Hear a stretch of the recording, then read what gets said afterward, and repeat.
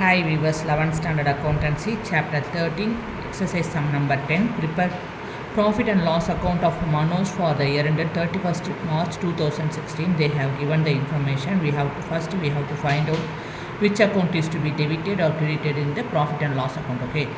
So gross profit always goes to credit side of the profit and loss account.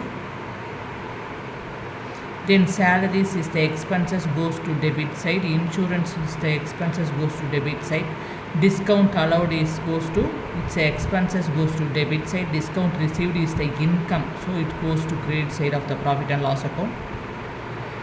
Commission received is the received means income, okay, goes to credit side of the profit and loss account. Advertisement is the expenses goes to debit side, printing charges means expenses goes to debit side, and traveling expenses is an expenses goes to debit side. Stationery is a kind of expenses, office expenses goes to debit side.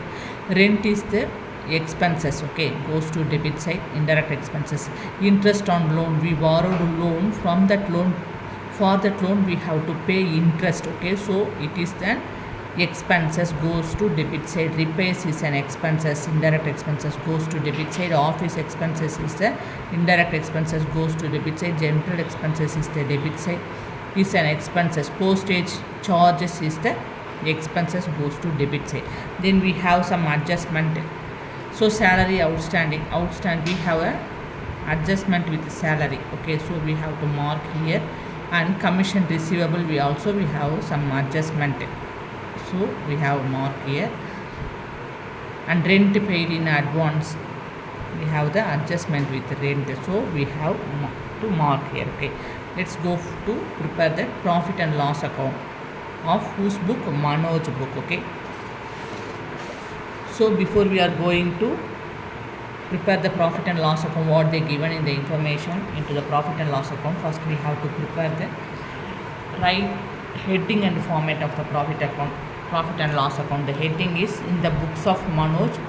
The format of the profit and loss account, we have to write first profit and loss account for the year ended 31st/3/2016, and it has two sides, a debtor side and a creditor side. Debtor side has 3 columns and creditor side also has 3 columns, that is particulars amount on both the sides, okay.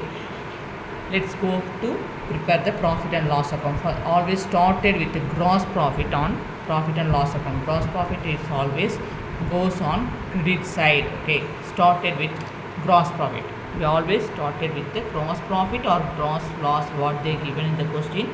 First we always started with the gross profit or gross loss in the profit and loss account. So they have given here gross profit. So gross profit always goes to credit side of the profit and loss account. Always started with the word buy on credit side and always started with the word to on debit side of the trading and profit and loss account, okay.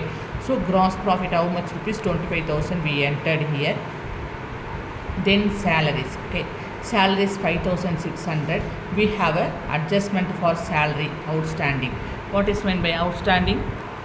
So certain benefits or services we received during the accounting period, but the payment is not made for that services. Salary means service, we did not made for the payment for the services received, okay. So we have to add the salary outstanding with the salaries, okay. So we have added outstanding salary 400 with salaries account 5,600, we will get 6,000 rupees, okay. Then we always enter what is goes to debit side and what is goes to credit side. In profit and loss account we have entered as usual from chapter 12. What we did, we have to do here, okay. So discount allowed 200, insurance 400, advertisement 450, printing charges 375 on debit side. Traveling expenses is an expenses 500 rupees. Stationery 75 rupees. Interest on loan 225. Repairs 125. Office expenses 55.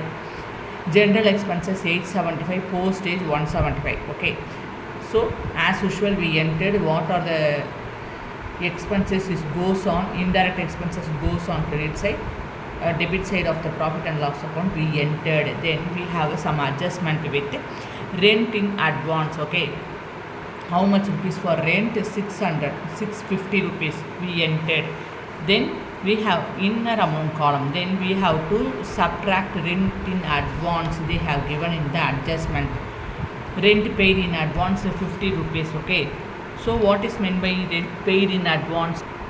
Listen, any expenses paid in current accounting period, but the benefits or services which will be received in the next accounting period. So we have to subtract that rent in advance 50 rupees from rent 650. We will get 600 rupees. Okay, then goes to credit side of the profit and loss account by discount received. Received means income 300 rupees, and the commission received, we have one adjustment for commission received, that is commission receivable 100. We have to add that receivable with the received. Okay, so 100 plus 100 we will get 200 rupees. So all the information what they given in the question, we have to enter which is goes to debit side and which is goes to be credit side on the profit and loss account. Then we have to come to the conclusion, that is which side has the higher value, that is called as total. Okay, so credit side has the higher value than debit side.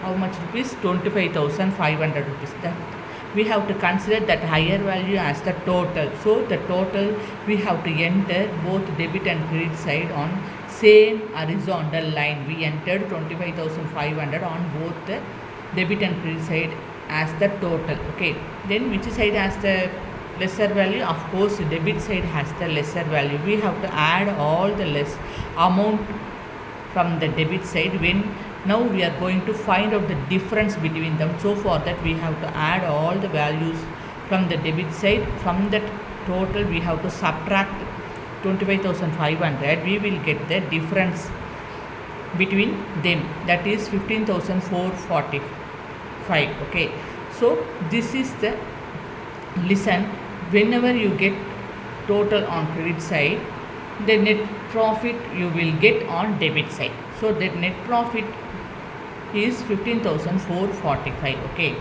net profit of the profit and loss account, how much rupees? 15,445.